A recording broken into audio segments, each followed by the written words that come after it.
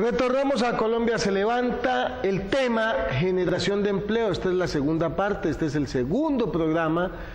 Contamos con la fortunosa presencia del doctor Harold Charrupí, economista, quien nos está abriendo los ojos. Es que ya viene una campaña electoral y van a salir más de uno a decir: yo voy a generar empleo.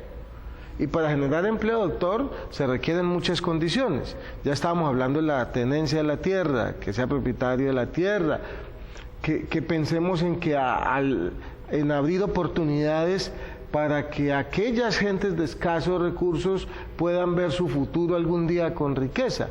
¿Qué otros factores son indispensables para poder generar empleo? Bueno, usted tocaba un tema que me parece muy interesante y es la parte del sector político, de los aspirantes a cargo en el Congreso de la República. Generalmente comienzan ante la presión de la gente a tocar lo del empleo. Desafortunadamente nuestra clase política ha centrado la generación de empleo en el sector público, no creando condiciones para que el sector privado sea el principal empleador. Entonces, ¿qué se utilizaba antes? ¿O qué se hacía mucho? ¿O qué se hace todavía? Votá por mí, que yo te nombro a tu tía, te nombro a tu hija, te nombro a tu prima, a tu hermano, lo que sea. Conseguime 100, 200 votos y yo consigo un nombramiento del municipio, del departamento o de la nación.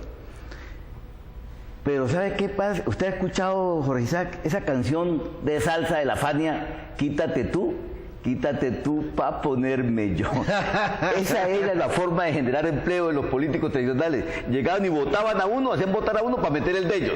Eso no es generar empleo, por Dios. Claro. Eso no es generar empleo, eso es como dijo alguien, creo que fue en Buenaventura, eso no es generar empleo, eso es rotar el hambre. Sí, señor, sí. Qué pena que me ría, pero es que eso es la verdad. Sí, entonces necesitamos crear condiciones. No es que el Estado llegue y tenga que decir vamos a generar empleo por crear empleo. No, el Estado lo que tiene que crear es las condiciones para que haya empleo, para que el sector privado sea fuerte y cumpla el capital, cumpla la función de darle riqueza al que invierte, porque es que el que invierte plata tiene derecho a ganar plata, pero tiene que ser solidario y responsable socialmente con el trabajo que genera. Es decir, pagar salarios acorde con la realidad socioeconómica, a tiempo, con una estabilidad y unas condiciones de salubridad bien para el trabajador, y de esa manera progresamos todo, con un buen nivel de respeto por el ecosistema, que es fundamental en estos momentos. O sea, que sea un empleo verdadero, no un subempleo, un empleo que le permita al ciudadano vivir tranquilamente, vivir bien, sacar su familia adelante. Claro, y es que hay una cuestión fundamental, querido televidente, y es esto. Cuando una empresa, Jorge Isaac, si yo voy a montar una fábrica de camisas, y entonces yo pregunto, bueno, ¿cuántos habitantes tiene Cali? No, pues que Cali tiene 2 millones de habitantes, entonces yo con mis cálculos va a producir tantas camisas al año porque ahí hay un mercado de 2 millones de personas.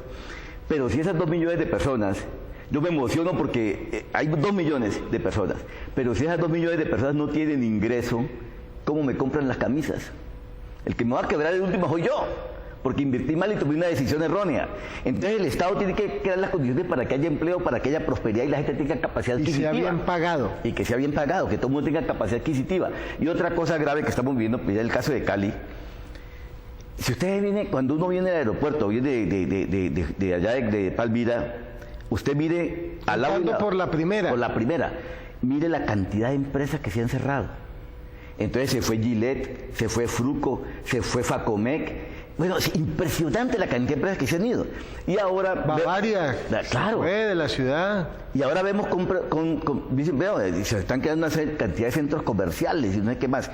El comercio está generando empleo, es cierto, pero el comercio no va a fabricar, va a vender productos. ¿Y de dónde vienen los productos que va a vender? Todos de afuera. Entonces, ¿dónde estamos generando riqueza? Si no es con los trabajos, estamos generando empresas en Taiwán, en Corea, en China, en Japón, en Estados Unidos, pero estamos generando empleo aquí en Colombia, grande, que transforme y que genera riqueza. Y sobre todo, entonces, si todos nos podemos a vender productos de afuera, ¿y con qué plata compramos si no lo estamos generando? Entonces, yo no sé, en últimas, ya me quedo hasta cortico en imaginarme cuál es la decisión de estas personas de invertir tanto en centros comerciales si la gente no tiene capacidad de compra. Doctor Charrupí, ha tocado usted un tema álgido de la ciudad, que lo conversamos alguna vez, que hacíamos ese ejercicio. Yo recuerdo que venía con usted, sí. Veníamos de Buga, Y comenzó usted a tin, tin, tin. Yo no había caído en la cuenta de eso y usted me mostró, yo creo que más de 10 empresas, más de 10 edificios cerrados, grandes, donde se generaban más de 300 empleos. Estoy seguro. Sí, porque claro. eran edificios muy grandes. Cuando no propicio industria y turismo, estoy dejando de generar empleo. Y aquí los culpables son nuestros dirigentes políticos en el caso de Cali, los que han manejado la Cámara de Comercio, los que han manejado los asuntos de comerciantes, las organizaciones y los políticos nuestros que no han tenido visión. Un día cualquiera resultó el doctor Domínguez de la Cámara de Comercio diciendo que Cali era comercial y de servicios. Y yo le dije, doctor, ¿y la industria qué? ¿El turismo qué? Si son los grandes generadores de empleo en todo el mundo. Entonces, todas las ciudades tienen que ser, si quieren ser prósperas, con vocación de industria, de turismo, de servicios y de comercio. Si no tienen las 4 cosas, se fueron. Y Cali estamos, servicios y comercio. Eso no genera empleo. Lo acaba de decir usted, doctor Harold Charrupí, que es economista. Entonces, ¿qué hay que hacer? Yo creo que es fundamental que la ciudad se embarque en una política de largo plazo de generación de empleo, de corto plazo, perdón, de generación de empleo. Y para eso tenemos que nosotros mejorar las condiciones normativas de la ciudad para el empleo. Por ejemplo, fíjate que cuando hablamos en un principio de la exención de impuestos, pero es que la exención de impuestos no puede ser per se, ni puede ser así por generación espontánea, o que yo tengo derecho a que me eliminen impuestos para instalarme aquí. Yo de gobernante o yo de concejal, listo, vamos a hacer exención de impuestos, pero usted a cambio, ¿qué me da? Usted me genera empleo, me lo genera ya, y me lo genera de calidad.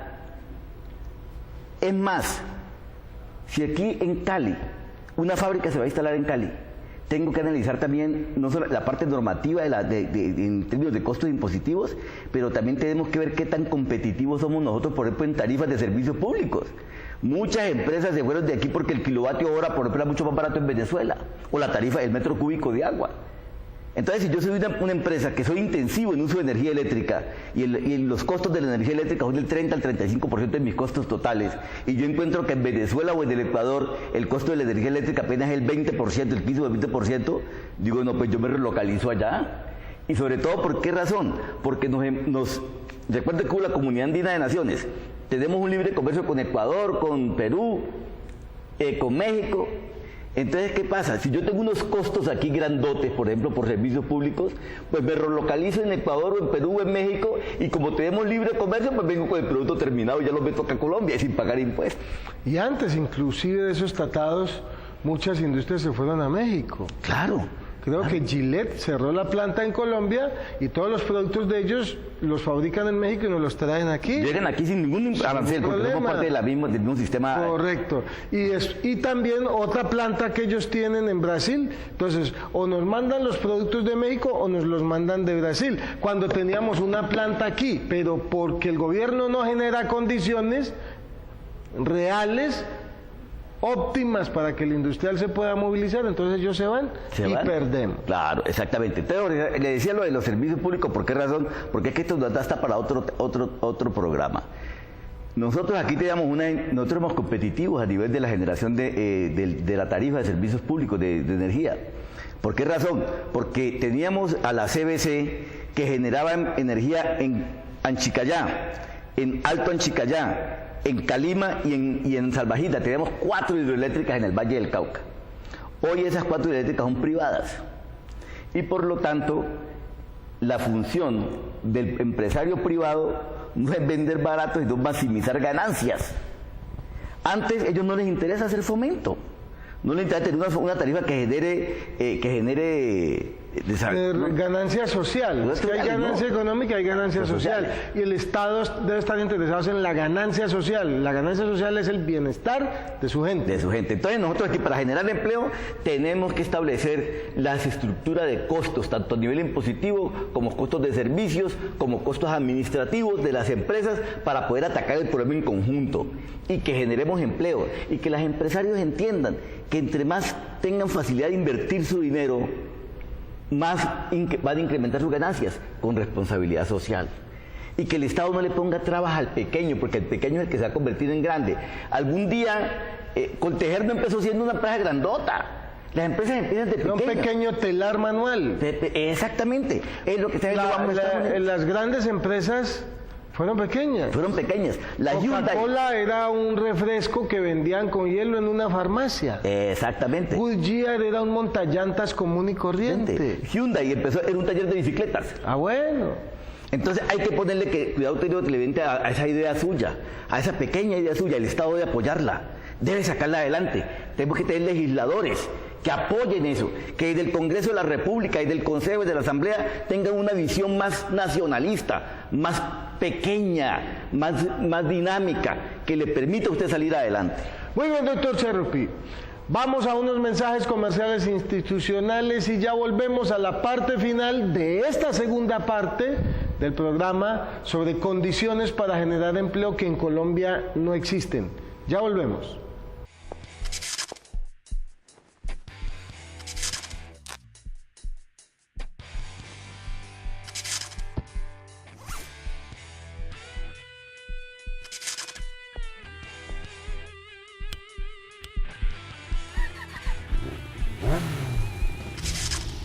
Tu responsabilidad no es solo en la vía. Senador Manuel Virgües, trabajando por los motociclistas. Mira, nuestro compromiso es con todos. Si usted no tiene presupuesto para pagar medicina prepagada y necesita que lo atiendan rápidamente, usted necesita esta tarjeta Colfamilia. Si tiene que hacer fila larga y que le den un ficho para que lo atiendan, si usted oportunamente no lo atienden en su entidad de salud, si no le dan los resultados pronto de los rayos X, tampoco del laboratorio clínico, usted necesita esta tarjeta. Colfamilia le brinda atención con más de 100 médicos especialistas y rapidito. No tiene que pasar por el médico general para poder llegar a donde su especialista. Igualmente tiene laboratorio clínico, rayos X, médico general, convenio con clínicas. También con esta tarjeta le atendemos su mascota. Igualmente usted accede al servicio de grúa, descuentos en revisión técnico-mecánica y muchos servicios más. Afíliese ya al Club Colfamilia. Golpéame con un beso, amárrame la mirada. Que la violencia no sea familiar en tus días de madrugada. Abrázame la paciencia que se tiene cuando se ama. Regálame la sonrisa que reemplaza las palabras. Sin violencia a la mujer. Colombia se levanta, un programa para la gente. Colombia se levanta.